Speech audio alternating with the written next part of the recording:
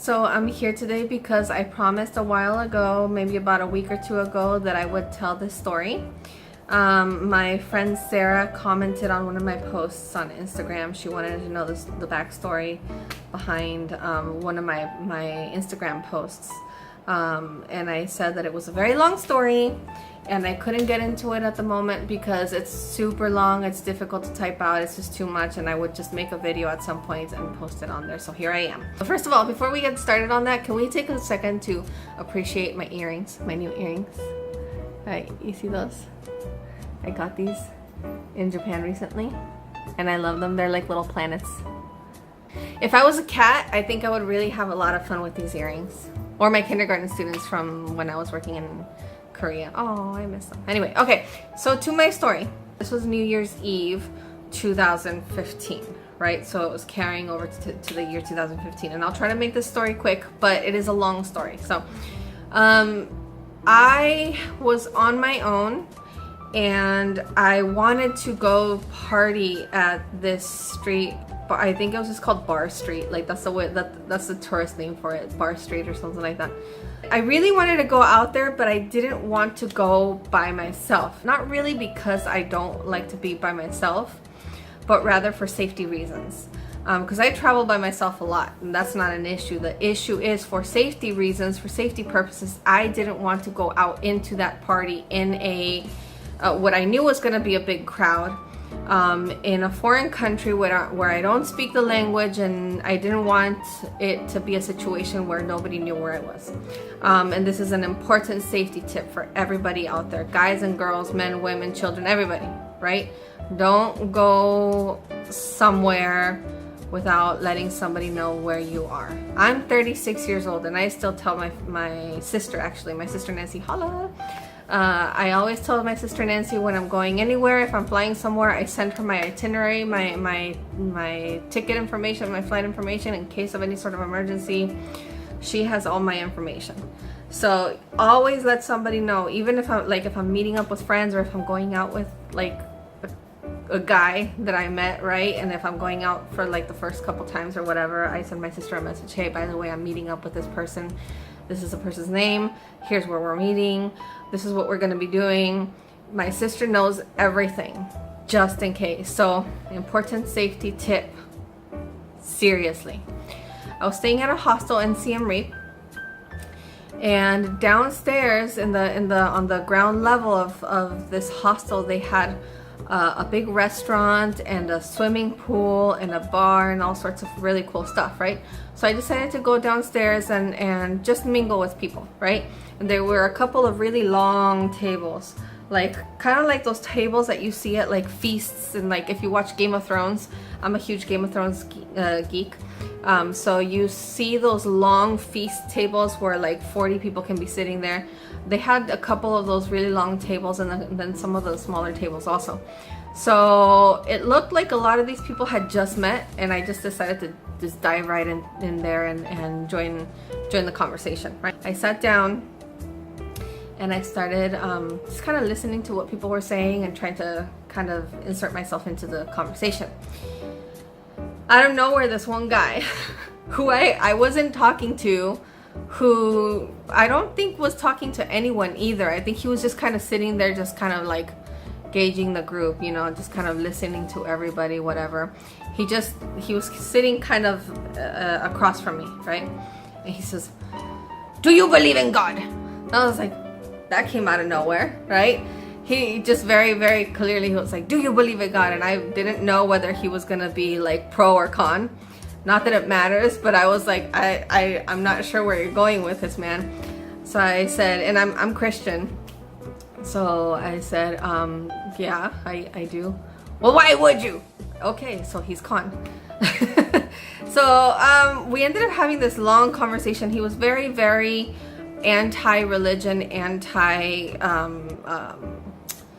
any sort of deity, right? He was very atheist, which I'm cool with, you know, whatever. If you believe, if you don't believe, whatever it is that you believe in, as long as you're not hurting anybody, I'm cool with it, right? So, but he was just very, very aggressive and very, just very aggressive and very angry. And I wasn't sure why, but he just had a huge issue with anybody who who identified with any sort of religion. And he was like, why would you believe that? That's stupid. You know, the religion is for people who aren't capable of thinking, blah, blah, blah. I was like, well, you know, you can think whatever you want. That's fine. But this is what I believe in. This is why I believe in it. Towards the end of the conversation, he had really calmed down. He was much more willing to listen. He was much more stable, I want to say. He wasn't as angry, and so he was much better, and we actually ended up having a really lovely conversation. But anyway, at the end of this conversation, maybe like an hour and a half into this, somebody finally decided, okay, it's time to go. It's close enough to midnight. We should head out to Bar Street, whatever, and join the party. And so we walk over there. It was a huge crowd. I mean, huge crowd. The Siem Reap doesn't really look very big to begin with. I don't think there are that many people living in Siem Reap. A lot of people were on this street, Bar Street. I mean, it was packed. It was like sardines. It was just too many people. But they wanted to join in. I wanted to join in too. You know, there was some good music going on. We get into the crowd immediately. As soon as we walked into this crowd, I started thinking, this was a mistake. I shouldn't be here. There's too many people. I really, like, literally everybody was pushing up. There was no room. And fortunately, I know enough just from traveling around to not carry anything of value with me, right? Like, I had my phone, of course, because you have to have your phone in case of emergencies. But anything else aside from that, I mean, like, I had a few, I can't remember right now the Cambodian currency, rupiah, I think. But I had a few rupiah in my bag, but really it was very little. We're in this crowd and I start seeing, no joke, we're so packed like this, I see little kids, like little children, 4 or 5 years old, weaving through people's legs because they're the only ones that can possibly get through this crowd, because there's so many people going in the same space that the only way that you can get through is if you're crawling in between people's legs. And so you have little 4 and 5-year-old children, and they're weaving through and they're going into people's pockets, taking their wallets, taking their phones, taking their money. I look down and I catch a little boy red-handed as he's in this girl's bag, and he looks at me and then he leaves it, and then he retracts his hand and then he scurries away, right? That's what was going on at the time. So I start to worry even more because I'm thinking, okay, there's a bunch of little kids running around stealing people's wallets and phones and money and whatever. I'm in a crowd. I feel like I'm gonna get crushed by these people. Then I look up and I see these people like just standing on the roofs of these buildings, or like it's a street, right? It's a street like this with all these bars and restaurants and cool places, right? And on top of those buildings, there are some people standing up there with what looks to be like most likely flour, right? Like some sort of like white flour powder, like for baking, right? And they're tossing flour out into the crowds. But where my mind went with this is the warnings that my tuk-tuk driver had been giving me this entire time, right? Be careful on Bar Street because there have been a lot of incidences of locals drugging people. There are a lot of incidences of pickpocketing, which I just saw, right? Right, and there's a lot of times when people will do whatever they have to do to take your money, right? Because they just assume that if you're a tourist in Cambodia, that you've got money, right? You've got to have more money than the people in Cambodia, no matter what, which is true, right? If you're a tourist in Cambodia, you definitely have more money than the people in Cambodia, right? So my mind went to how far will these people go to take our money, right? Will they go as far as to drug us with whatever it is that they're tossing out there, right? And that might sound to you like paranoia, but in that instance, when I'm being crushed by the crowd, when I'm looking down and I'm seeing little kids, little children, who puts them up to this? What kind of people put their kids up to just get out there, run amongst, the crowd and steal people's money, their wallets, their phones, their whatever they have, right? And I understand the situation is dire, the situation is tough, but I'm reacting to everything that I'm saying, right? I'm thinking this is definitely no good. So I start going into a small panic, right? Like, I need to get out of this. I need to get out of this situation. And then it's not just me, it's the people that I'm with also, right? So I wasn't the only one freaking out going, this ain't right, right? So I look over to the girl who was standing next to me, and there's amongst this crowd, there's all the other people that were with, and they go, we didn't even need to say anything, right? All we did was, and so we all linked hands. I was at the very end, right, of this group. There was a whole line of us who had tried to enter this crowd, or who had entered into this crowd. We were in the middle, smack dab in the middle of this crowd, right? And so there were a couple of guys at the head of the line, if you will, right? Who just decided, because we were trying to get through this crowd and we couldn't. There was no joke, this is not an exaggeration. We were really packed in there. There was no moving, right? So these guys decided, screw it, we're getting through this, we're getting out of here no matter what, right? So they said, link hands, hold hands, hold hands strongly. Okay. So I hold on to the girl in front of me, and these guys just start bulldozing their way through the crowd, right? They're just shoving through the crowd, and we're getting through or whatever. But at some point, of course, the crowd got upset because we're pushing right through there, and somebody just did this with their body, right? And ended up cutting the link between me and the girl in front of me. And I panicked because now I'm stuck in the middle of this crowd by myself, right? And I'm trying to call for them and they're not hearing me. The girl, of course, that I was holding hands with, she knows that I'm not there anymore because I'm not holding her hand anymore. So she's looking back, but she's being pulled away. And so I'm panicking. I don't know how long I was there for, honestly, because it was one of those moments where things slow down.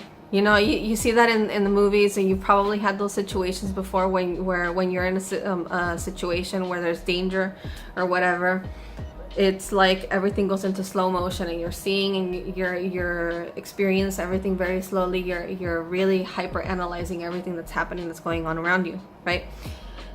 And like I said, I don't know how long I was there for, but all of a sudden, all I saw was this big hand come at me, right? Like this. And I didn't even get a chance to really understand what was happening other than this big hand coming at me. So I see this big hand coming at me like this and grabs me by the shoulder, and the hand slips down, grabs me, not by the hand, because I just by whatever he could, or the hand could, grab me like this and just start pulling me out, right? Starts pulling me out. And I'm thinking, who's pulling on me? Oh my God, I'm gonna die. Somebody's trying to kidnap me, right? And then I look over, and who was it? It was the atheist guy. The atheist guy that I had been having the conversation with back at the hostel. He was in our group, of course. And he was the one who noticed, apparently, that I was missing once they all got out of the crowd. I mean, I must have been in there for a while, because they all managed to get out of the crowd, and somebody said, hey, where's our Mexican? What happened to our Mexican? Right? So he came back into the crowd and pulled me right out of there, right? So I'm sure he talked to the girl who was holding hands with me and said, what happened? Oh, she got separated. She's back there somewhere. So the moral of the story is, when you go out there and you travel by yourself, which I do all the time, right? I'm not trying to tell you that you shouldn't travel by yourself. What I'm trying to tell you is make yourself known. Make sure that people know where you are, that people know who you are, that you are there, that you are present, so that in case that anything happens, they go, hey, what happened to our brown girl, right? Because literally that's how I introduce myself a lot of times. It's like kind of a good icebreaker, right? Hi, I'm Marisol, I'm Mexican, how are you?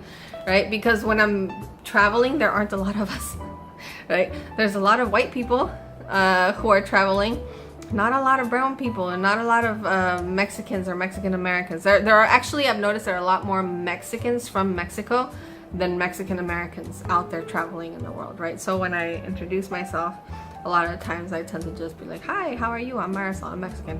Where are you from? So make sure, and people laugh, you know, they think it's funny. Make sure that you make yourself known. Make sure that people know who you are and that you are there. Because if anything happens, if you didn't make yourself known, they're just gonna be like, okay, we're good, we're all here, right? But in that situation, because I had made myself known, I joined in the conversation, I had that long conversation with that guy who was very anti-religion, right? He at least, and I'm sure the girl who was holding hands with me, right? They were like, hey, we left her, she's back there, right? And he came back and he got me. So that was really scary. That was a really, really scary experience. We managed to get out of there. He pulled me out of there, thank God. I'm sure he wouldn't like me saying that, but whatever. I haven't seen him ever since. But thank God he was there, because he pulled me out of this situation, and everything was okay, at least with us, right? We were all there. We all survived. But yes, make yourself known. Talk to people. Don't just travel around by yourself being like, I'm independent, nobody needs to know where I am. No, they do need to know where you are. Tell your family, tell your friends, tell at least one person where you are. Okay, I tell my sister, hey Nancy, I'm going to this place, here's the information, here's who I'm gonna be hanging out with. If anybody, if I disappear, make sure you check with this person, right? I tell her like that. She laughs. She's like, okay, whatever. But yes, have an awesome day, have a beautiful day, and stay safe.